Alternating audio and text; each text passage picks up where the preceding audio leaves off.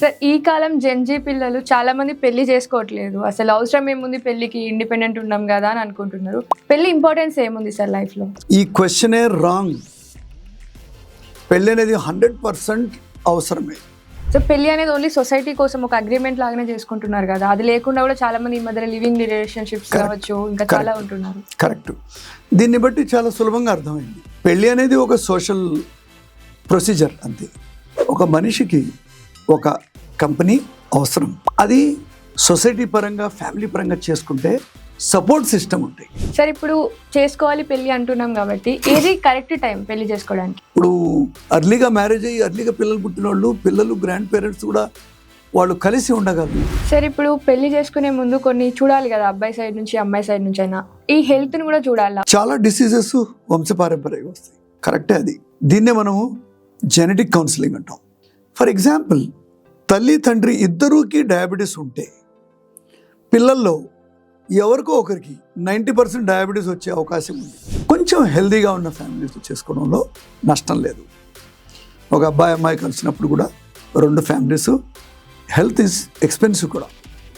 చాలా మంది విలేజెస్ లో కావచ్చు, ఎక్కడైనా ఓల్డ్ ట్రెడిషన్ లో బావ మరదలు పెళ్లి చేసుకుంటా ఉంటారు. సో అట్లా 3 generations కన్నా ఎక్కువ కూడా చేసుకుంటారు. వాళ్ళకు ఎట్లా? అది అందరికీ తెలిసిందే. కొన్ని internal with in the family marriages వల్ల జెనెటిక్ డిసీజెస్ వస్తాయనేది మనం చిన్నప్పటి నుంచి చదువుతూనే ఉన్నాం. కొన్ని కారణాల వల్ల పెళ్లి చేసుకోకుండా ఉన్న వాళ్ళు కూడా ఉంటారు కదా, సో వాళ్ళకి మీరు ఇచ్చే అడ్వైజ్ ఏంటి? అయితే వాళ్ళకి నేను చెప్పే అడ్వైజ్ ఏంటంటే, ఫ్రెండ్షిప్ ఉండాలి. హ్యూమన్ బీయింగ్కి ఇంకొక మనిషి కావాలి. You cannot be alone.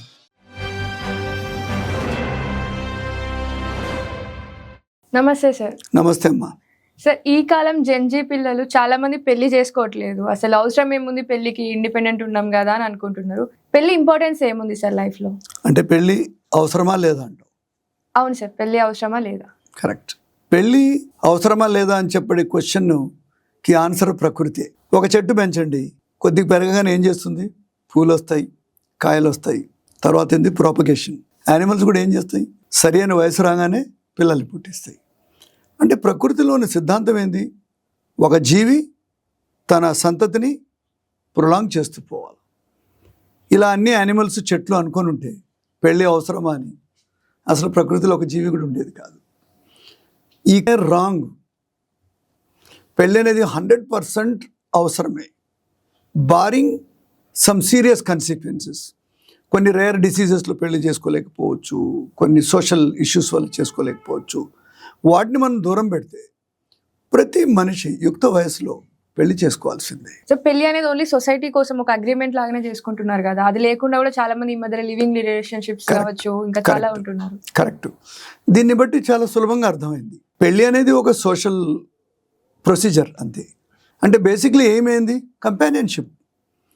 Living in relationship కూడా పెళ్ళికి దానికి ఏం తేడా ఉంది? అక్కడ ఒక లీగల్ బైండింగ్ ఉంది, ఇక్కడ పర్సనల్ బైండింగ్ ఉంది. కానీ రెండిట్లో ఒకటి మాత్రం ఖచ్చితం, మనిషికి ఒక పార్ట్నర్ అవసరం. అంటే పెళ్లి ఖచ్చితంగా చేసుకోవాలి. చేసుకోవడం వల్ల ఏమవుతుంది? కొంచెం కట్టుదిట్టాలు వస్తాయి. మనిషి ఉద్యోగం తన ఇష్టం వచ్చిన టైంలో వెళ్ళి ఇష్టం వచ్చిన టైంలో వచ్చేయగలదా? లేదు. మీరు ఒక స్కూల్లో, కాలేజ్లో ఎప్పుడంటే ఎప్పుడు వెళ్ళి చదువుకొని ఎప్పుడంటే విచ్చలవిడిగా తిరగొచ్చా? మీరు ట్రైన్, బస్సు, ఫ్లైట్ మీ ఇష్టం వచ్చిన టైంకి ఉండేది ఉంటుందా? తో పెళ్ళి కూడా అంతే. సొసైటీ పరంగా చేసుకుంటే, అంటే పేద కోట్లు ఖర్చు పెట్టకుండా మామూలుగా కూడా మనం పెళ్లి చేసుకుంటే కొన్ని కట్టుదిట్టాలు వస్తాయి. అంటే టైంకి ఎట్లా ఫ్లైట్కి వెళ్తామో, టైంకి ఎట్లా కాలేజ్కి వెళ్తామో, టైంకి ఇంటికి రావడం, ఒక రెస్పాన్సిబిలిటీ, ఒక బాధ్యత పెరుగుతుంది. ఎస్, కొన్ని సిచ్యువేషన్, సపోజ్ ఇద్దరికి తల్లిదండ్రులు లేరు, పెళ్లి చేసుకోవడానికి డబ్బు లేదు, కొంతకాలం లివింగ్ ఇన్ రిలేషన్షిప్లో ఉండొచ్చు. పాత రోజుల్లో కూడా ఉండేవాళ్ళు, దొంగతనంగా ఉండేవాళ్ళు. ఇప్పుడు లీగల్ అయిపోయింది అంతే. సో దీనికి ఎన్నో లాస్ వచ్చాయి వేరే వేరే దేశాల్లో. కానీ ఖచ్చితంగా ఒక మాటలో చెప్పాలంటే, ఒక మనిషికి ఒక కంపెనీ అవసరం. అది సొసైటీ పరంగా, ఫ్యామిలీ పరంగా చేసుకుంటే సపోర్ట్ సిస్టమ్ ఉంటాయి. ఫర్ ఎగ్జాంపుల్, కట్నం ఎందుకు వచ్చింది పాత రోజుల్లో? ఇప్పుడు ఇద్దరు వచ్చి పెళ్లి చేసుకున్నారు, వాళ్ళ దగ్గర డబ్బులు ఉండవు కదా, యూతే కదా పెళ్లి చేసుకునేది. సో కట్నం అనేది వాళ్ళ ఫ్యామిలీ సెట్ చేయడానికి, ఒక ఇల్లు, సామాన్. కాకపోతే అది ఒక రాంగ్ ప్రొసీజర్గా మారి చంపేయడం, కాల్ చేయడం, అది ఒక రాంగ్ టర్న్ తీసుకుంది. కట్నం అనేది విల్ఫుల్గా తల్లిదండ్రులు ఇచ్చేటువంటి తన భాగం. ఇప్పుడు తల్లిదండ్రుల డబ్బులో కొడుక్కి ఇవ్వరా, కూతురు కూడా ఇవ్వాలి కదా, న్యాయం. అదే ఒకప్పుడు కట్నం. సో ఫ్యామిలీ ఇన్వాల్వ్మెంట్ అనేది పెళ్లిలో జరుగుతుంది, లివింగ్ ఇన్ రిలేషన్షిప్లో లేదు. సపోజ్ ఎగ్జాంపుల్, ఆ అబ్బాయికి పెళ్లి కొడుక్కి క్యాన్సర్ వచ్చింది, ఎవడు సపోర్ట్ చేస్తాడమ్మా? అదే పెళ్లి చేసుకుని ఉంటే ఈ ఫ్యామిలీ ఆ ఫ్యామిలీ అందరూ కలిసి వాళ్ళ చుట్టూ తిరిగి, అంటే ఎన్నో జీవితంలో ఎన్నో ఘట్టాలు వస్తాయి, వేరే వాళ్ళ మనుషుల సపోర్ట్ కావాలి. అందుకనే ఒక లీగల్గా మ్యారేజ్ చేసుకోవడం అనేది లివింగ్ ఇన్ రిలేషన్షిప్ కంటే, సపోజ్ మీరు లివింగ్ ఇన్ రిలేషన్షిప్లో ఉన్నారు అంటే తొందరగా అటో ఇటో తేల్చి పెళ్లి చేసుకోవడం better. So at least that will set it down. ముందు ప్రేమించి పెళ్లి చేసుకునేవాళ్ళు ఇప్పుడు ఫిజికల్గా ఉండి చేసుకుంటున్నారు కొంచెం. ఓకే సార్, ఇప్పుడు చేసుకోవాలి పెళ్లి అంటున్నాం కాబట్టి ఏది కరెక్ట్ టైం పెళ్లి చేసుకోవడానికి? ఏజ్. Very good. సో దీనికి హ్యూమన్ ఫిజియాలజీ అనేది ఇంపార్టెంట్. ఒక అబ్బాయికి యుక్త వయసు ఎప్పుడు వస్తుంది? 24 ఇయర్స్కి. ఎందుకు? అబ్బాయిలకి మైండ్ మెచ్యూర్ అయ్యి కొంచెం జ్ఞానం వచ్చేటప్పటికి కొంచెం లేటు. అమ్మాయిలు చాలా తొందరగానే ఇంటెలిజెంట్ అయిపోతారు. మీరు 13 ఏళ్ళ అమ్మాయికి ఈక్వల్గా అబ్బాయిని చూడాలి అంటే వాడికి అట్లీస్ట్ 19-20 ఇయర్స్ ఉండాలి. అంటే ఈమె ఆలోచన శక్తికి వాడు ఆలోచన శక్తి సరిగ్గా ఉండాలంటే 20 ఇయర్స్ ఉండాలి. అమ్మాయిలకి బాధ్యత ఎక్కువ తెలుసు, ఎందుకంటే తల్లి దగ్గర నుంచి ఎక్కువ నేర్చుకుంటారు. తర్వాత ఇంట్లో ఎన్నో విషయాల్లో అమ్మాయి ఎక్కువ హెల్ప్ చేస్తుంది, అబ్బాయి కూడా చేయొచ్చు కానీ ఎక్కువ చేస్తుంది. అంటే responsibility, if you see family responsibility. మన ఇంట్లో కూడా ఎవరు మనకి రిలేటివ్స్ ఎవరు ఉంటారు? మదర్ వైపు వాళ్ళు ఎక్కువ ఉంటారు, ఎందుకంటే షీఈస్ ఎ మ్యాగ్నెట్. ఫాదర్ వైపు వాళ్ళు కొంతమందికి ఉండొచ్చు, but in general lady, mother, sister ఒక మ్యాగ్నెట్, తన చుట్టూ తన ఫ్యామిలీని లాక్కుంటుంది. ఫర్ ఎగ్జాంపుల్, రేపు మీ అబ్బాయికి పెళ్ళి అయినా కూడా ఆ అమ్మాయి తీసుకెళ్ళిపోతుంది, మీరు పెళ్లి చేసుకుంటే మీరు ఆ హస్బెండ్ తీసుకెళ్ళిపోతారు. అంటే దిస్ ఇస్ న్యాచురల్. అంటే ఒక మ్యాగ్నెట్ ఇంకో చోటుకి వెళ్ళి తన ఒక యూనిట్ని తయారు చేస్తుంది. ఇవన్నీ న్యూక్లియై, ఇవన్నీ సొసైటీని తయారు చేస్తాయి. So this is very common. So మనం కరెక్ట్ టైంకి చేసుకుంటే మీ లైఫ్ టైం ఈవెంట్స్ ఉన్నాయి కదా, పిల్లలు పుట్టడం, వాళ్ళకు ఉద్యోగం రావడం, మీరు ఓల్డ్ ఏజ్లో వాళ్ళు మిమ్మల్ని హెల్ప్ చేయగలగడం, మీరు సొసైటీకి ఏమైనా రెస్పాన్సిబిలిటీ ఉంటే అవి పూర్తి చేయడం, ఇవన్నీ కూడా కరెక్ట్గా జరుగుతాయి. I'll give 2 examples. Suppose example 22 ఇయర్స్కి పెళ్ళి అయ్యుకుంది, 23 ఇయర్స్కి పిల్లడు పుట్టాడు అనుకుందాం. ఈమె 50 అయ్యేటప్పటికి అబ్బాయి ఎంత ఉంటాడు? ఏజ్ 30 ఉంటాడు కదా. 23 + 30 53. అంటే 30 ఇయర్స్. అంటే ఈ 23 ఇయర్లు పెళ్ళైన అమ్మాయికి ఈమె 50 అయ్యేటప్పటికి ఆయన కొడుకు పెళ్లి గిళ్ళి చేసుకుని ఉద్యోగరీత్యా సెటిల్ అయిపోయి ఉంటాడు. She is mentally physically free. తన హస్బెండ్ తోటి తిరగవచ్చు, తర్వాత టెన్షన్ ఉండదు, వీడు ఇంకా చదవలేదు, వీడు ఇంకా పెళ్లి కాలేదు, వీడు ఇంకా ఏమైంది. తర్వాత వాళ్ళ ఏజ్ గ్రూప్స్ మధ్యలో ఎక్కువగా డిస్టెన్స్ ఉండదు, అంటే ఆలోచన విధానంలో తేడాలు ఉండవు. దీన్ని మనం జనరేషన్ గ్యాప్ అంటాం. ఇప్పుడు నా దగ్గర ఒక లేడీ వచ్చింది, ఆమె ఎంత ఏజ్? 38 ఇయర్స్. ఆమెకు ఆల్రెడీ థైరాయిడ్, మోకాలు నొప్పులు, షుగరు, కష్టపడి IVF, EVF ఇది చేసి ఒక పిల్లోడిని పుట్టించింది. ఈమె దగ్గర నడిచి తన సొంత పనులు ఇంట్లో చేసుకోవడానికి కూడా ఎనర్జీ లేదు. ఈమె ఇప్పుడు నెక్స్ట్ 30 ఇయర్స్ ఎలా ఉంటుంది? 68 ఇయర్స్ ఏం బతుకుద్దో లేదు కూడా తెలియదు ఈమెకున్న హెల్త్ కండిషన్స్లో. అంటే అబ్బాయి ఏమైపోతాడు అని కానీ ఆడ సొసైటీలో పడేస్తే సరిపోద్దా? పేరెంట్స్ ఉండొద్దా పిల్లోడితోటి కదా? ఇప్పుడు అర్లీగా మ్యారేజ్ అయ్యి అర్లీగా పిల్లలు పుట్టిన వాళ్ళు, పిల్లలు గ్రాండ్ పేరెంట్స్ కూడా వాళ్ళు కలిసి ఉండగలరు. మనం చిన్నప్పుడు చెప్పేవాళ్ళు గ్రాండ్ మదర్ని కలవాలి, గ్రాండ్ పేరెంట్ని కలవాలి. ఇవన్నీ ఎందుకైనాయి? త్వరగా పెళ్ళిళ్ళు కావడం వల్ల ఒక పెద్ద కుటుంబం తయారైంది. Human relations within the family develop అయినాయి. 40 ఏళ్ళకి పిల్లల్ని కంటే వాడు పాపం కరెక్ట్ ఏజ్కి నీతో మాట్లాడే టైం ఏజ్కి నువ్వు ఉండకపోవచ్చు. అండ్ సింగిల్ పిల్లల్ని కంటారు అందరూ. వాడికి బ్రదర్స్ లేరు, సిస్టర్స్ లేరు, కంపెనీ లేదు, తల్లిదండ్రులు ఏమో చచ్చిపోయా. నన్ను అడిగితే ఈ 40 ఏళ్ళలో పిల్లలు పుట్టించడం కంటే కొంచెం అర్లీగానే నాకు ఏదో ప్రాబ్లం ఉంది, పిల్లలు పుట్టడం లేదు, ప్రాబ్లం ఉంది, దత్తత తీసుకోవాలి. ఎంతోమంది పిల్లలు ఉన్నారు, ఒకరికి ఇంకో మంచి లైఫ్ ఇవ్వాలి. కంపానియన్షిప్పే కదా పిల్లలతో కావాల్సింది. వేరే దేశాలంతా ఇదే జరుగుతుంది. సో ఆడపిల్లలు డెఫినెట్లీ 22 ఇయర్స్ 23 ఇయర్స్కి చేసేసుకోవాలి. 20 తర్వాత 25 లోపల చేసుకొని ఒక పిల్లోని కంటే వీళ్ళ ఫ్యూచర్ లైఫ్ బాగుంటుంది, జనరేషన్ గ్యాప్ ఉండదు. ఈమె హెల్త్ కూడా పీక్లో ఉంటుంది 25-23కి. అంటే ప్రెగ్నెన్సీ ప్రాబ్లమ్స్ ఉండదు, ఇవి ఉండదు, ఏం హైపర్ టెన్షన్ ఉండదు, జెస్టేషనల్ డయాబెటీస్ ఉండదు, ఎన్నో ప్రాబ్లమ్స్ ఉండవు యాక్చువల్లీ. కానీ అదే అమ్మాయి 30 ఏళ్ళ తర్వాత కనే అమ్మాయి చాలా ట్రబుల్ ఉంటుంది. సో టైమింగ్, అబ్బాయిలు కూడా అంతే. వీళ్ళు ఏం చేస్తారు, ఉద్యోగం లేదని, చదువు లేదని, అసలు దానికి దీనికి కనెక్షనే లేదు. అంటే ఉద్యోగం లేనది మాత్రాన పెళ్లి చేసుకుని చచ్చిపోతారు. వీళ్ళు ఎంతమంది చచ్చిపోయారు అట్లా. అంటే ఫ్యామిలీని ఎట్లా చూసుకుంటారు, ఎట్లనో కష్టపడి తక్కువలో చూసుకుంటారు. మేము చిన్నప్పుడు ఏం పెద్దగా కార్లు ఉండే మా దగ్గర, సైకిల్ మీద నడిచింది కదా ఫ్యామిలీ. రోజు బిర్యానీ బదులు నెలకు ఒకసారి తినేవాళ్ళు. అంటే మనిషికి అడాప్టబిలిటీ ఉంది. మనిషి ఒక రిజిడ్ స్టోన్ కాదు, ఇలాగే ఉండాలి అని. తక్కువ డబ్బులు, మీ చిన్నప్పుడు తక్కువ డబ్బులతో ఉండలేదా మీరు? మేము ఉండాం. 4 గుడ్లు బదులు 2 గుడ్లే 4 పంచుకునేవాళ్ళం. సో ఇదంతా మనం ఆలోచించే విధానం. డబ్బు కొరత అనేది మన ఖర్చు పెట్టే విధానం మీద డిపెండ్ ఉంటుంది. ఈ 3 ఫోన్లు కావాలంటే డెఫినెట్లీ 3 బిల్లులు కూడా కట్టాలి కదా. ఫోన్ ఒకటే కాదు, ఛార్జ్ చేయడానికి కరెంటు బిల్లు కట్టాలి కదా. మళ్ళీ పైన ఒక కవరు కింద కవరు ఇరిగిపోతుంటే వాటిని వేయాలి కదా. అంటే ఒక ఫోన్ ఖర్చు చూడు. అంటే మనం there is no limit to think of expenditure. So డబ్బు లేదని, ఇది సినిమాలు చూడండి, అంత రిచ్ గర్ల్ ఒక యావరేజ్ కూలీతో వెళ్ళి చిన్న గుడిసెలో ఉంటుంది, ఎన్టీ రామారావుతోనూ అమితాబ్ బచ్చన్తోనూ కదా. మనిషిలో ప్రేమ అనేది చాలా ఇంపార్టెంట్, డబ్బుకు సంబంధించింది కాదు. ఒక అమ్మాయి అబ్బాయి కలిసి ఉండాలంటే మంచి కనెక్షన్ ఉండాలి, ఇంటిమసీ ఉండాలి. వాళ్ళిద్దరు బాగా క్లోజ్గా ఉన్నప్పుడు వాళ్ళకి ఏమి కనపడవు ప్రపంచం. డబ్బులు, బిల్డింగు, కార్లు అని ప్రపంచం వేరుగా ఉంటుంది. సో డబ్బు గురించి పెళ్లి చేసుకోకుండా పోవడం, లేట్ చేయడం అనేది తప్పు. అసలు ఎందుకు చేసుకోవాలి ఇంత పెద్ద పెళ్ళి? నీ పెళ్ళిలో లైన్లో నిలబడి ఫోటోలు దిగుతారు. ఎప్పుడన్నా ఫోటో చూసారా? వాళ్ళు ఎవడు ఫోటో దిగుతాడో తెలియదు. వీళ్ళందరూ ఫోటోగ్రాఫర్, వీళ్ళు తెలుసు కదా. ఆ కెమెరా పెట్టుంటారు, ఆడు టామ్, డిక్ అండ్ హ్యారీ లైన్లో వచ్చి అట్లా నిలబడి వెళ్ళిపోతాడు. వాళ్ళు మళ్ళీ వాళ్ళ జీవితంలో కనపడరు. వాళ్ళు అవసరం. అది పెద్ద పూల మండపం వేస్తారు. సరే, నా దగ్గర డబ్బు ఉంది చూపించుకోవచ్చు, కానీ నిజానికి నీ దగ్గర డబ్బు తక్కువ ఉన్నప్పుడు, నువ్వు పెళ్లి చేసుకోవాలని డిసైడ్ అయినప్పుడు ఇంత ఆర్భాటం అవసరం లే. నీ ఫ్యామిలీ, అబ్బాయి ఫ్యామిలీ, ఓ 2 ఫ్యామిలీలు క్లోజ్. అసలు పెళ్లిలో మనం ఫంక్షన్ ఎందుకు చేస్తాం? వీళ్ళని సొసైటీకి ఇంట్రడ్యూస్ చేయడానికి.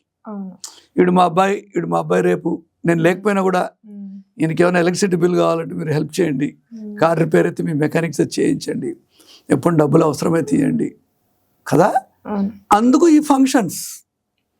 ఇప్పుడేంది, ₹1 కోటి నేను ఉందని నా దగ్గర పెద్ద హాల్ చేస్తాను, అందరిని పిలుస్తాను, మినిస్టర్ని పిలుస్తాను, ఇండిని పిలుస్తాను. ఆ ఫోటోలు చూడరు, పెట్టరు. ఇన్ఫ్యాక్ట్ ఆ ఫోటోలు తీసిన ఫోటోగ్రాఫర్ దగ్గర బిల్లులు కూడా కట్టరు. వాళ్ళ ఆల్బమ్స్ కూడా తీసుకొని వెళ్ళి ఎంతోమంది ఉన్నారు. మా ఫ్రెండ్స్ ఉన్నారు, ఇన్ని ఆల్బమ్లు అడిగిన పెళ్ళి వాళ్ళు తీసుకొని వెళ్ళారు రిటర్న్. అయ్యో. సో టైంకి చేసుకోవడం అనేది హెల్త్ పరంగా చూస్తే మన హార్మోన్స్ అన్నీ 25 ఇయర్స్కి పీక్లో ఉంటాయి. అందుకనే ఒక మంచి హెల్తీ లైఫ్ కావాలి ఫ్యూచర్లో. అంటే ఉద్యోగం కూడా చేయాలంటే త్వరగా పెళ్లి చేసుకొని, త్వరగా పిల్లోని కనేసి, ఒక 1-2 ఇయర్స్ పెంచి, కావాలంటే అప్పుడు హెల్ప్ తీసుకొని తిరిగి ఉద్యోగంలో చేరవచ్చు. ఇప్పుడు మా మెడికల్ స్టూడెంట్స్ ఉన్నారు, ఎంబీబీఎస్ అవగానే పెళ్లి చేసుకోవచ్చు కదా. నేను పీజీ అంటే 3 ఏళ్ళు దొబ్బినాయి. దాని తర్వాత పీజీ చేయగానే నాకు ఇంకా సెటిల్ కావాలి, కార్పొరేట్ హాస్పిటల్ కావాలా, గవర్నమెంట్ హాస్పిటల్ కావాలా, అటు ఇటు చూసేలకి 38 ఏళ్ళు. ఆ తల్లిదండ్రులు ఏడుస్తూ ఉంటారు, పెళ్లి లేదు, పాడు లేదు అని. ఇదంతా ఒక మతి భ్రమణం. Timely marriage, not related to finances, not related to settlement, తక్కువ దాంట్లో కూడా మనిషి బ్రతకవచ్చు. సరే, ఇప్పుడు పెళ్లి చేసుకునే ముందు కొన్ని చూడాలి కదా, అబ్బాయి సైడ్ నుంచి అమ్మాయి సైడ్ నుంచి అయినా. ఈ హెల్త్ని కూడా చూడాలా. ఒకవేళ అబ్బాయి వాళ్ళ ఇంట్లో వాళ్ళకి డయాబెటీస్ ఉన్నాయి, అమ్మాయి వాళ్ళ ఇంట్లో వాళ్ళకి కూడా డయాబెటీస్ ఉన్నాయి. సో వీళ్ళిద్దరు పెళ్లి చేసుకోవచ్చా? అసలు ఎట్లా ఉండాలి? అబ్బో, చాలా భయంకరమైన ప్రశ్న ఇది. హవెవర్, నా ఒపీనియన్ నేను ఇస్తాను. చాలా డిసీజెస్ వంశపారంపర్యంగా వస్తాయి, కరెక్టే. అది దీన్నే మనము జెనెటిక్ కౌన్సిలింగ్ అంటాం మ్యారేజ్కి. ఇది కొంచెం సెన్సిటివే, చాలామందికి ఇష్టం లేకపోవచ్చు, కానీ దీన్ని మనం నిజంగా జాగ్రత్తగా ఆలోచిస్తే దీంట్లో కొంచెం సామరస్యం ఉంది. ఫర్ ఎగ్జాంపుల్, తల్లి తండ్రి ఇద్దరూకి డయాబెటీస్ ఉంటే పిల్లల్లో ఎవరికో ఒకరికి 90% డయాబెటీస్ వచ్చే అవకాశం ఉంది. దీనికి ఏం డౌట్ లేదు. సపోజు అమ్మాయి తల్లిదండ్రులు ఇద్దరూ తక్కువ వయసులోనే డయాబెటీస్ అయిపోయారు, అబ్బాయి తల్లిదండ్రులు ఇద్దరూ తక్కువ వయసులోనే డయాబెటీస్ అయిపోయారు. వీళ్ళ పిల్లల్ని పెళ్ళికి చేస్తే తప్పకుండా వాళ్ళ పిల్లల్లో ఎక్కువ మందికి డయాబెటీస్ వచ్చే అవకాశం ఉంది. ఇది సైన్స్ చెప్తుంది. కానీ సోషల్గా తప్పు. అంటే డయాబెటీస్ అని మా పిల్లల్ని చేసుకోకూడదు అని అలా ఆలోచించకూడదు. సపోజ్ వాళ్ళిద్దరిలో ఒకరికి డయాబెటీస్ లేదనుకోండి, your chances of are better. ఎందుకంటే డయాబెటీస్ అనేది ప్రతి ఒక్కరికి ఉంది ఇప్పుడు. అవును. అసలు ఇద్దరికి డయాబెటీస్ లేకుండా పెళ్లి లేని పిల్లలు చాలా రేర్గా ఉన్నారు. హౌఎవర్ అవకాశం దొరికినప్పుడు అట్లీస్ట్ ఒక్క పర్సన్కి అర్లీగా మరి 70 ఏళ్ళకి డయాబెటీస్ రావడం అనేది నాటే హెరిటరీ. 40 yearsలో 50 yearsలో డయాబెటీస్ వచ్చింది అంటే there are some genetic reasons ఉంటే అప్పుడు ఏం చేయొచ్చు, మనము అట్లీస్ట్ చూస్ చేసుకునేటప్పుడు ఒకరికన్నా డయాబెటీస్ లేకుండా ఉంటే, అంటే మనం మంచి మెటీరియల్ తయారు చేయాలి కదా ఫ్యూచర్కి పిల్లల్ని. సో అలా చేయకూడదు, కానీ అలా అని అందరినీ మనం తిరస్కరించకూడదు. సో మనం కొంచెం దాన్ని ఆలోచించి డెసిషన్ తీసుకోవాలి. క్యాన్సర్లో కూడా ఎన్నో క్యాన్సర్స్ హెరిటరీ ఉన్నాయి. అంటే ఇద్దరు పేరెంట్స్కి 2 సైడ్లు ఉన్నాయనుకో, నేనదే చేసుకోను. ఎందుకంటే దేర్ ఈస్ సైన్స్ ఒక పక్క నుంచి చెప్తుంది, జెనెటిక్ ప్రీడిస్పోజిషన్, హెరిటరీ స్టేటస్ ఉంటుంది కాబట్టి. సో మనము ఫ్యామిలీలో క్యాన్సర్ ఉంది అని అమ్మాయిని తిరస్కరించకూడదు. ఇన్ఫ్యాక్ట్ అమ్మాయికి కూడా రేపు రావచ్చు, నార్మల్ హెల్తీ పర్సన్ కూడా క్యాన్సర్ రావచ్చు. అలా అని మనం అందరినీ పెళ్లి చేసుకోకుండా ఉండలేం కదా. కానీ కొంచెం హెల్తీగా ఉన్న ఫ్యామిలీస్లో చేసుకోవడంలో నష్టం లేదు. ఒక అబ్బాయి అమ్మాయి కలిసినప్పుడు కూడా 2 ఫ్యామిలీస్, హెల్త్ ఈజ్ ఎక్స్పెన్సివ్ కూడా. ఒక యావరేజ్ డయాబెటిక్ పేషెంట్ చచ్చే వరకు ఒక 60-70 లక్షలన్నా ఖర్చు అవుతాయి. ప్రతి నెలకి టెస్టు, మందులు, అప్పుడప్పుడు సీరియస్ ఇన్వెస్టిగేషన్స్, ఏదన్నా ఆర్గన్స్ డ్యామేజ్ అయితే వాటికి వచ్చేటువంటి ఖర్చు, ట్రాన్స్ప్లాంట్ ఖర్చు, అంటే ఇవన్నీ మనం చూస్తూనే ఉన్నాం. యాజ్ ఎ మెడికల్ ప్రొఫెషనల్ రోజు చూసేవే. ఖర్చుతో కూడినవి, బాధతో కూడినవి, సపోర్ట్ సిస్టమ్ కావాలి. సో వ్యాధులతో చాలామందికి ప్రాబ్లం ఉంది. సో మనం ఏం చేయొచ్చు, పూర్తిగా మనం రిజెక్ట్ చేయాల్సిన అవసరం లేదు, కొంచెం రేషనల్గా ఆలోచించవచ్చు. సార్, ఈ మధ్యలో చాలా మంది విలేజెస్ లో కావచ్చు, ఎక్కడైనా ఓల్డ్ ట్రెడిషన్ లో బావ మరదలు పెళ్లి చేసుకుంటా ఉంటారు. సో అట్లా 3 generations కన్నా ఎక్కువ కూడా చేసుకుంటారు. వాళ్ళకు ఎట్లా? అది అందరికీ తెలిసిందే. కొన్ని internal with in the family marriages వల్ల జెనెటిక్ డిసీజెస్ వస్తాయనేది మనం చిన్నప్పటి నుంచి చదువుతూనే ఉన్నాం. ఎందుకంటే ఇన్ బ్రీడింగ్ అంటాం దీన్ని. యానిమల్స్లో కూడా ఇప్పుడు కొన్ని యానిమల్ స్పీషీస్ ప్రపంచం నుంచి వెళ్ళిపోవడానికి ఇదే కారణం. తక్కువే ఉన్నాయి, అవే వాటినే బ్రీడ్ అయిపోయి వాటి యొక్క ఇమ్యూనిటీ, తర్వాత వాటి DNA అంతా వీక్ అయిపోతుంది. తప్పకుండా మీరు అట్లీస్ట్ ఒక 3 steps ఉన్న సెపరేట్గా ఉండాలి. అంటే బ్రదర్ సిస్టర్ అట్లీస్ట్ మనం డైరెక్ట్గా బ్లడ్ కాంటాక్ట్ చేసుకోక ఉండడమే మంచిది. కానీ పాత రోజుల్లో ఆస్తులు, పొలాలు, డబ్బులు పోతాయని అక్కడక్కడ చేసుకునేవాళ్ళు. కానీ దానివల్ల ఆ రోజుల్లో బెనిఫిట్ ఏంటి, డైవర్స్ తక్కువే, ఎందుకంటే తెలిసిన వాళ్ళే కదా. సో అలా అని చెప్పి ఓన్లీ డబ్బు గురించో తెలిసిన వాళ్ళని గురించి మన హెల్త్ విషయాన్ని మానకూడదు. మీరు అడిగిన క్వశ్చన్ కరెక్టే. సాధ్యమైనంత వరకు మనం విత్ ఇన్ ది ఫ్యామిలీ మెంబర్స్ని, మామ కూతుర్ని, చిన్నాయన కొడుకుని, వీళ్ళని చేసుకోకుండా ఉండడమే బెటర్. ఇంకోటి దీంట్లో కొన్ని సమస్యలు కూడా ఉన్నాయి. అన్ని సీక్రెట్లు అందరికీ తెలుసు. ఎప్పుడు కోపం వచ్చినా ఆయనే చెప్తారు, అరే మీ మామ అది చేశాడు, మీరు అత్త చేశాడు కదా. సైడ్ ఎఫెక్ట్స్ కూడా ఉన్నాయి కొన్ని. సో రేషనల్గా మనం ఆలోచించాలి, సాధ్యమైతే అవాయిడ్ చేయాలా. Cross breed is more stronger. ఇప్పుడు కూడా మనం తినే ఫుడ్ అంతా కూడా చూడండి, క్రాస్ బ్రీడ్ చేసి కొత్త వంగడాలు తయారు చేసాం, కొత్త స్పీషీస్ తయారని. సో మనుషులు కూడా వర్తిస్తుంది. సార్, కొన్ని కారణాల వల్ల పెళ్లి చేసుకోకుండా ఉన్న వాళ్ళు కూడా ఉంటారు కదా. సో వాళ్ళకి మీరు ఇచ్చే అడ్వైజ్ ఏంటి? చంపేవలే, చాలా మంది ఉన్నారు ఇప్పుడు పెళ్లి చేసుకోకుండా. ఇప్పుడు నాకు తెలిసిన ఒక అబ్బాయి ఉన్నాడు, తల్లిదండ్రులు లేరు, బ్రదర్స్ లేరు, ఆయన వైఫ్ చచ్చిపోయింది, ఒక కేసు. ఇంకో ఆయనకి పెళ్లి చేసేవాడు లేక, డబ్బు లేక, సెటిల్ కాక పెళ్ళే చేసుకోలేకపోయాడు. ఇంకో ఆయన ఉన్నాడు, ఆయన ఎక్కడో ఉద్యోగాలు చేసి వచ్చేటప్పటికి ఓవరేజ్ అయిపోయి ఎక్కడ పోయినా పెళ్ళికి ఆయనకి ఎవరు సెట్ కాలే. ముఖ్యంగా అబ్బాయిలకి ఎక్కువ ప్రాబ్లం. ఎందుకంటే వాళ్ళు ఎమోషనల్గా స్ట్రాంగ్ కాకపోవచ్చు. లేదు, వాళ్ళు డిపెండెంట్. ఫర్ ఎగ్జాంపుల్, నాకు టీ చేయడం కూడా రాదు, నేను వండుకోలేను. మా ఆవిడ నన్ను వంటగంట మానేసి టీ చేయడం మానేసిందంటే ఇంతే సంగతులు. అదే ఒక అమ్మాయి అనుకో, నువ్వు సొంతంగా వండుకోగలవు, నువ్వు బట్టలు ఉతుక్కోగలవు, ఇల్లు క్లీన్ చేసుకోగలవు. ఒక అమ్మాయి ఒక అబ్బాయి కంటే ఎన్నో రెట్లు ఇండిపెండెంట్. అందుకని మీరు విలేజెస్లో చూస్తే ఇప్పుడు చాలామంది ముసలోళ్ళు ఆడవాళ్ళే కనిపిస్తారు. కానీ ఎవరికైనా పెళ్ళాం వచ్చిందా వీడు కూడా పట్టు 3-4 నెలల్లో వీడు ఫట్ అయిపోతాడు. కానీ హస్బెండ్ చనిపోయిన తర్వాత కూడా ఉమెన్ చాలా కాలం ఉండగలరు, ఎందుకంటే ఇండిపెండెంట్. అందుకనే మేల్ బ్యాచిలర్స్ ఉన్నారు కదా, వాళ్ళకి ఎక్కువగా ప్రాబ్లం అవుతాయి మ్యారేజెస్ లేకపోతే. కానీ స్పిన్స్టర్స్ ఉంటారు, ladies, single mother, single ladies, వాళ్ళు చాలా వరకు బాగానే సర్వైవ్ అవుతారు. అయితే వాళ్ళకి నేను చెప్పే అడ్వైజ్ ఏంటంటే ఫ్రెండ్షిప్ ఉండాలి. హ్యూమన్ బీయింగ్కి ఇంకొక మనిషి కావాలి. You cannot be alone. Actually మనము పాతకాలం మనం చూస్తే హ్యూమన్ బీయింగ్స్ అందరూ కూడా హర్డర్స్, అంటే గుంపులో ఉండేవాళ్ళు. మేకల్ని పెంచుకుంటూ, గొర్రెల్ని పెంచుకుంటూ అడవిలో గుంపులుగా తిరిగేవాళ్ళు. సింగిల్గా ఎవరు ఉండేది కాదు. కానీ టైగర్ ఉంది, సింగిల్గా తిరుగుద్ది. ఎలిఫెంట్ మేల్ ఉంది, సింగిల్గా తిరుగుద్ది. ఓన్లీ ఆ బ్రీడింగ్ టైం పిల్లలప్పుడే అది వస్తుంది, మిగతా టైంలో జంతువులు చాలా వరకు సింగిల్గా ఉంటాయి. కానీ మనుషులు సింగిల్గా ఉండకూడదు. మనిషికి మనిషి తోడు అవసరం. సపోజ్ ఏ పర్సన్కి పెళ్లి కాలేదు, ఏదో కారణాల వల్ల, పాపం నా దగ్గర ఇంకో ఆయన ఉన్నాడు, రైల్వేలో పనిచేస్తాడు, మంచి ఆయన. వాళ్ళ సిస్టర్కి ఇద్దరికి పెళ్ళిళ్ళు లేవు, బికాస్ ఆఫ్ సమ్ రీజన్స్ పెళ్లి కాలేదు. మదర్ ఓల్డ్, ఫాదర్ లేడు, అండ్ ఒక్కడే కుర్రవాడు. He didn't get married. మంచి ఉద్యోగం చేసి కూడా వాళ్ళని తీసుకెళ్తూ, హాస్పిటల్కి తీసుకెళ్తూ, ట్రీట్మెంట్ ఇప్పిస్తూ, పాపం లైఫ్ అంతా ఆయన సాక్రిఫైస్ చేశాడు. కానీ ఆయన కంపెనీ కాదు, ఆయనకు ఒక కంపెనీ కావాలా. అంతే, ultimately that man needs company. మనిషికి కంపెనీ కావాల్సిందే. అది స్పౌస్ ఉండాల్సిన అవసరం లేదు, పార్ట్నరే ఉండాల్సిన అవసరం, మంచి స్నేహితులు కూడా ఉండొచ్చు.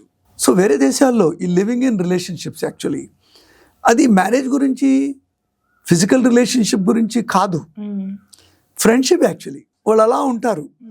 వాళ్ళు కూడా కొన్ని కంట్రోల్ మెకానిజమ్స్ ఉంటాయి. నువ్వు దీన్ని దాటకూడదు, నేను నా డబ్బు గురించి నువ్వు అడగకూడదు, నాకెవరైనా ఫ్రెండ్స్ ఉంటే నువ్వు మెసేజ్ చూడకూడదు, నువ్వు నన్ను ఏం చేయకూడదు, కొన్ని పెట్టుకొని వాళ్ళు లివింగ్ ఇన్ రిలేషన్షిప్ అలాగే ఉంటారు. సో బేసికలీ ఈ సింగిల్గా ఉన్న వాళ్ళు ఏం చేయాలి, మంచి ఫ్రెండ్స్ని ఎన్నుకోవాలి. ఫ్యామిలీస్తో ఉన్న ఫ్రెండ్స్తో ఉంటే అప్పుడప్పుడు పోయి వాళ్ళ ఇంట్లో తినొచ్చు. అలాంటి మనం కూడా ఇన్వెస్ట్ చేయాలి. ఇప్పుడు మీరు సింగిల్ ఉన్నారు, మీకు ఫ్యామిలీస్ కొందరు ఫ్రెండ్స్ ఉన్నారు, మీరు వాళ్ళని పార్టీకి తీసుకెళ్ళాలి, వాళ్ళని తిప్పాలి. అప్పుడు మిమ్మల్ని కూడా వాళ్ళు పిలుస్తారు. వాళ్ళకి ఏదైనా బాధ లేనప్పుడు మీరు వెళ్ళాలి. అంటే you have to become a close to them. తర్వాత మీకున్న సేమ్ జెండర్ ఫ్రెండ్స్ ఉన్న వాళ్ళతోటి కొట్లాటలు పెట్టుకోకూడదు, మిస్అండర్స్టాండింగ్ చేసుకోకూడదు, వాళ్ళ లోపలికి, వాళ్ళ పర్సనల్ లైఫ్లోకి దూరకూడదు. ఒక సేఫ్ డిస్టెన్స్, అట్లీస్ట్ 1 ఇంచ్ అన్న దూరం పెట్టుకోవాలి. చేస్తూ ఉంటే ఓల్డేజ్ వరకు చక్కగా ఉండొచ్చు. తర్వాత సింగిల్గా ఉన్న మనుషులు డబ్బుల్ని దాచిపెట్టుకోవాలి. ఎందుకంటే మెడికల్ ట్రీట్మెంట్ ఏజ్ అయ్యే కొద్దీ ఆర్థరైటిస్ వస్తుంది, షుగర్ వస్తుంది, బీపీ వస్తుంది, హార్ట్ డిసీజ్ వస్తాయి. వీళ్ళన్నిటికీ డబ్బులు కావాలి కదా. Suppose you want to go and stay in a old age home, కొంచెం ఓల్డ్ అయితే డబ్బులు అవసరం. సో సింగిల్గా ఉన్న వాళ్ళందరూ కూడా మీరు ఉద్యోగం చేస్తున్నా, ఏం చేస్తున్నా, సిగరెట్ తాగేసి, మందు కొట్టేసి, అటు ఇటు తిరిగేసి మీ డబ్బుని వృధా చేయకూడదు. అది చాలా ఇంపార్టెంట్. డబ్బులు ఎవడు ఇవ్వగలడు? ప్రతి ఒక్కరి జీవితంలో వాళ్ళకి డబ్బుకు వాళ్ళు సరిపోతాయి. ఎక్సెస్ ఎవడు ఏదో ఒకసారికి 1 లక్ష రూపాయలు ఎవడన్నా ఇవ్వగలడు, కానీ ప్రతిరోజు ఇవ్వలేరు. కాబట్టి all single unmarried men or even women, first security is finance, second good friendship, మంచి సర్కిల్ ఉండాలి, 100 కొద్ది ఫ్రెండ్స్ ఉండాలి, మీరు ఒకరిద్దరు కూడా కాదు.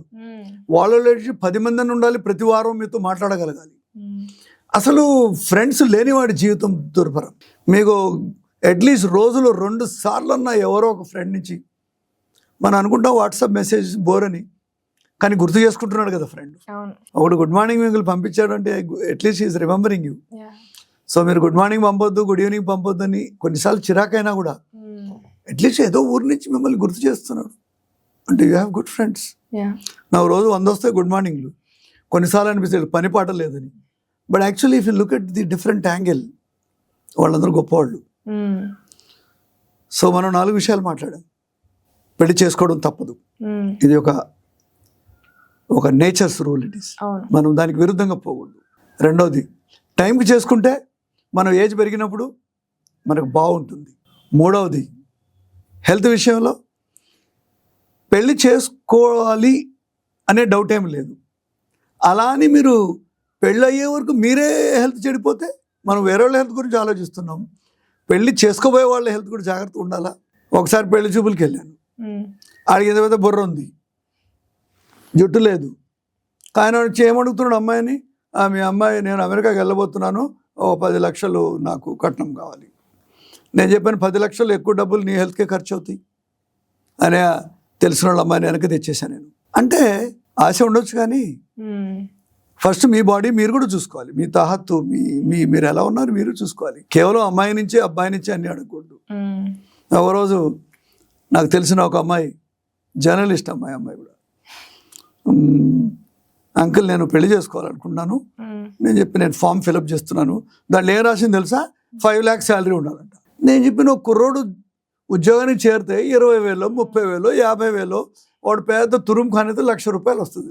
5 లక్షలు నీకు 40 ఏళ్ళు దొరుకుతాడు, 25 years దొరకడని చెప్పి. అంటే ఆశకి అంతం కూడా ఉండాలి. సో పెళ్లి చేసుకునే ముందు మనల్ని మనం ఆలోచించుకోవాలి, మరీ ఎక్కువగా ఆశించకూడదు, మన లెవెల్ వాళ్ళని చేసుకోవాలి. లక్కీలీ మంచి మనుషులతో పరిచయం అయ్యి మంచి వాళ్ళు చేసుకోవచ్చు, లివింగ్ ఇన్ రిలేషన్లో ఉండొచ్చు. కానీ ఎక్కువ రోజులు ఉంటే చెడిపోద్ది, అది కూడా పెళ్లి చేసేసుకోవాలి. తర్వాత ఒక్కోసారి లివింగ్ ఇన్ రిలేషన్షిప్లో నాకు తెలిసిన ఆయన ఏమయ్యాడంటే, ఆ అబ్బాయి అమ్మాయిని తెచ్చి ఇంట్లోనే పెట్టుకున్నాడు. కానీ ఇద్దరు చదువుకునే వాళ్ళు మంచివాళ్ళే, కానీ పెళ్లి చేసుకోవడానికి వాళ్ళకి ఏదో కొంచెం ప్రాబ్లం అవుతుంది. వీళ్ళిద్దరు బాగా స్ట్రెస్ అయిపోతున్నారు. మేము సూసైడ్ చేసుకుంటాం, ఆ బాధ ఎక్కువైపోయింది, వాళ్ళు ఇంట్లోనే ఉన్నారు, బాగానే ఉన్నారు, వాళ్ళతో ప్రాబ్లం లేదు, కానీ పెళ్లి చేసుకోవడం లేదు. నేను చెప్పిన పెళ్ళి అనేది ఒక స్టాంపే కదా, otherwise they are good to you, they are living in. So give some time. ఇలాంటి సిచ్యువేషన్లో మనకు ఓపిక, తల్లిదండ్రులు కూడా ఓపిక ఉండాలి. ఊరికే ఈ కులాలు, మతాలు, డబ్బు, ప్లేసు, పెళ్ళి అనేది మనసులతో అవుతుంది, మనుషులు తర్వాత కలుస్తారు. కాబట్టి పెళ్ళి అనేది చాలా గొప్పది. మా హీరో గారు ఉన్నారు, రాజేంద్ర ప్రసాద్ గారు, ఆయన సినిమాలో పాట ఉంది, శ్రీరస్తు శుభమస్తు. రోజు వస్తుంది టీవీల్లో, సినిమాల్లో ఎక్కడ చూసినా పాట. ఆ పాట ఒకసారి వింటే పెళ్లి వాల్యూ తెలుస్తుంది. అంత గొప్ప నటకిరీటి ఆయన సినిమాలో, అంత గొప్ప పాట, దాన్ని వింటే ఒకసారి పెళ్లి యొక్క విలువ తెలుస్తుంది. సో మన సొసైటీలో పెళ్లికి మంచి వాల్యూ ఉంది. తల్లిదండ్రులు కూడా చిన్నపిల్లల నుంచి ముందు నుంచే చెప్పాలి. 25 years వాడికి మీరు చెప్పలేరు, వాడు ఇండిపెండెంట్ అయిపోయాడు, నాకొద్దు అంటాడు. సో బ్యాచిలర్స్ ఉన్నోళ్ళు హెల్త్ జాగ్రత్త చూసుకోవాలి, డబ్బులు దాచిపెట్టుకోవాలి, ఫ్రెండ్షిప్ ఉండాలి, ఉద్యోగాన్ని పోగొట్టుకోకూడదు, దొరకవు ఎక్కువ ఏజ్లో ఉద్యోగం పోతే. సో ఇవన్నీ మీరు ఆలోచిస్తే పెళ్ళి అనేది చాలా గొప్పదే. నువ్వు కూడా చేసుకోము తొందరగా. Okay sir. Thank you sir. Thank you.